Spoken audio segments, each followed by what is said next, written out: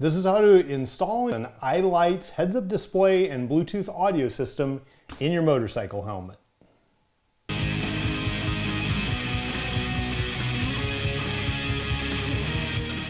I've been using a Sena 30K and I have no complaints about this. It's been a great device. They actually forced me to take the Sena off for the last track event. So while it's off, I'm going to try the Eyeride for its heads-up display feature. What's in the box? What's in the box? If we open up the box, this is the heads-up display item. That's the prism that will show you the image inside your helmet. And then this goes up inside the visor. This is the actual control module. Got some sticky stuff in here. And here's our quick setup guide. What's inside, you basically have your control unit with your heads-up display. You have the big boom mic. I'm hoping they have a smaller version than that. And then here are your two speakers. I'm gonna take my shield off so I don't break that somehow in the process. And every helmet's a little different. The Shoei, you just pull down on that little release, pop the shield off, and we'll put that over there. It doesn't really give you a lot of instructions in here. It just says to basically attach it. First thing I'm gonna do is take these cheek pads out to make life easier. On this particular one, they also kind of squeeze in there, so I'm just gonna remove those until I get everything installed. Put those off to the side. Now for the speakers, pretty straightforward. I would think they would be marked left or right, but I don't see it. Now in this particular helmet, you've got pockets for speakers on each side. So I'm going to go ahead and use those. Now since this visual is going to go up here on the right side of the helmet, the way it's set up, that means your control unit needs to be on the right side as well. Now as motorcyclists, we know that that's not ideal because we like to have our hand on the throttle and the front brake covered and use our left hand to operate like the Sena 30K today. So that's a little bit of an adjustment, but we'll roll with it. Now when it comes to the speaker system, since there are two different lengths, you want to take the near speaker, the shorter wire, and that's going to be your right side because that's going to be where the control is, okay? So in here on the right side, I'm going to remove now normally I would use some acetone or alcohol to wipe down the area where I'm going to be adhering, but I'm not going to this time because there still might be a little bit of sticky residue from the old Sena ones, and that's okay. But you're welcome to clean them again with some alcohol if you want. Okay, there we go.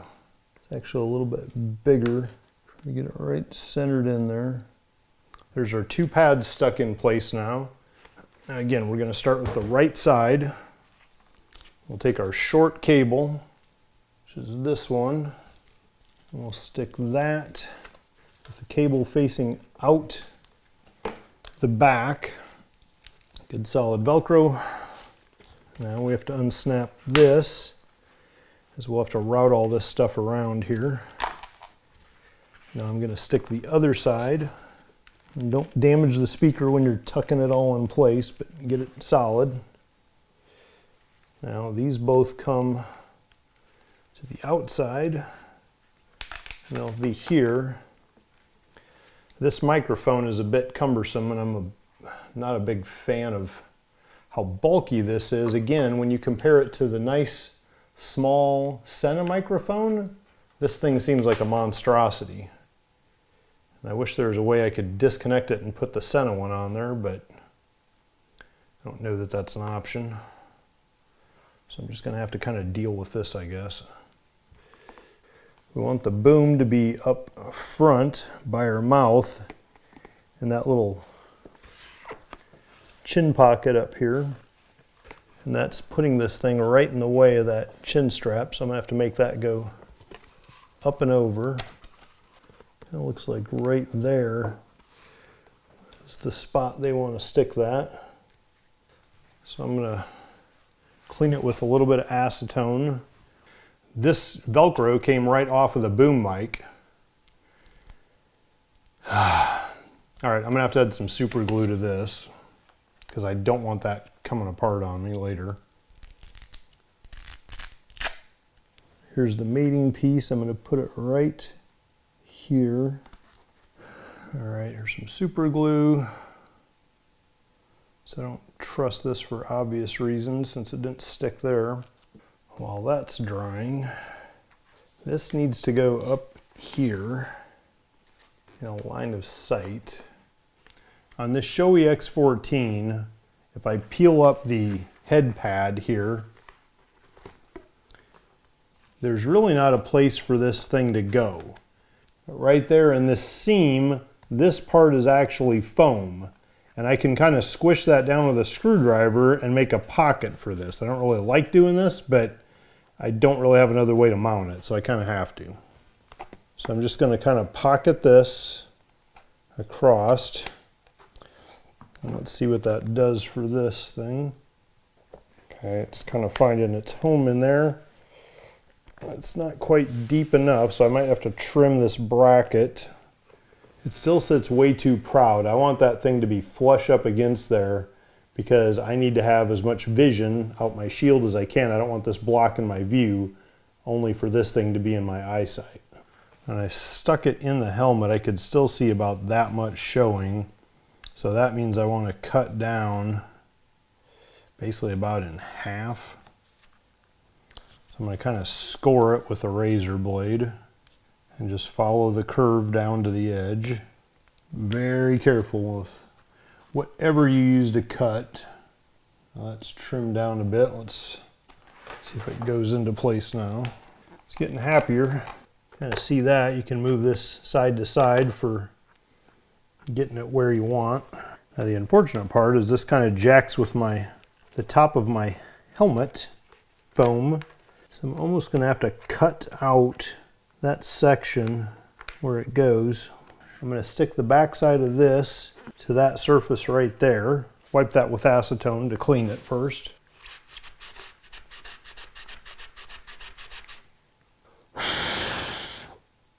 That's the sticky stuff. Let's go ahead and put it right. That's mounted there. I'm going to bring this out to the other side.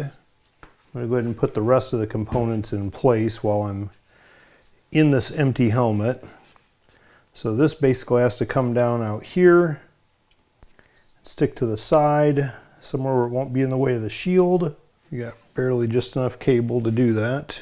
And you can see down there where the cord is. You want that to come straight down, and I think that has to do with the orientation of the controls and which direction does what for the buttons. You can safely put it anywhere in there because the shield stays within its border. Take some more acetone and clean this area up. That's got to stay there for the microphone for the GoPro. If you haven't seen it, there's another video showing how to mount all that and set it up with the front chin mount and everything. I probably should have used the heat gun to heat up both surfaces before I did this. I forgot, but it's a little bit late now. That is a good idea though. Before you stick anything to the helmet, heat up both the gummy side and the base surface, like in this case the helmet. Cleaning it helps, but heating it up is also better. Now there I'm just trying to apply pressure with it to get it to stick, but I don't want to push too hard because I don't know how this whole ring thing and all that works. Don't want to break anything. Just want it to be nice and stuck. All right, and here's our boom mic attachment. Here is our speakers attachment. Let's put the speakers in first. Again, we grab the long one here, so that means the short one goes closest to the control module. Closest to the control module. Just center it in there. The cable directed out the channel back there. Okay, there's that one. The other one will go around the side here, and obviously we'll have to tuck all of our cables in behind the pads when we get to that point. And now this big microphone has to go on this pad we stuck on there earlier. Get that stuck up there. It is unfortunately right buy one of those snaps from the cheek pad, which is not ideal. I don't know if I can reroute that just a little bit to come underneath of it, but that still might be a trick to get it perfect. You got the chin strap there and you got the other snap there as well, so it's getting a little bit muddy in here. And all those cables need to come out and plug in right there on the device. So everything's connected. Now let's start tucking everything back in, and I'll start with this one because I'm going to have to trim that to fit around that device up front.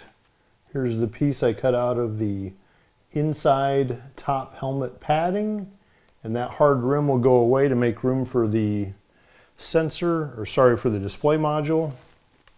Now this is not beautiful, but everything is in place around it, and I still have the adjustability of this thing to go where I want. I may want to glue that piece down later if that starts hanging in my eye or something. I want to make sure you've got best visibility you can.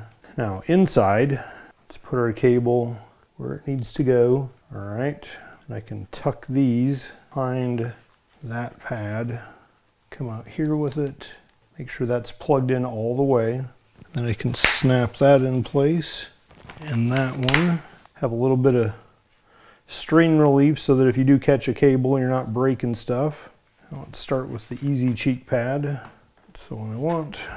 I didn't have to modify this one at all. Everything is clear. I've got all my snaps and everything. So all I have to do with this one is put the chin strap back through it, guide that one in there, make sure this front one's aligned. Everything's in place there. Strap is through the cheek pad, and then I snap the 3 snaps in place. 1, 2, and 3. Okay, side's done. Now the harder side, because I've got all the stuff in here. I'm going to elevate this so I don't wreck that module. Now what I want to do is be able to snap this all in place with that boom thing in the way. But first, I do have these cables, but there's an easy way to take care of that with this device. In one of the previous videos, you'll see where I took this and used it for feeding in through the GoPro, but basically I want to install that too and run it all out at the same time. All right, now that I have that installed, everything's in there. I just have to get my cheek pad.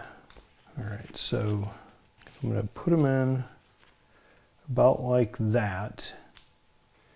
What I want to do is I'm going to put a slit here and here to put those cables through. Now that I've got those slits in there, I can put this in the front notch. I can run all these. It's almost in.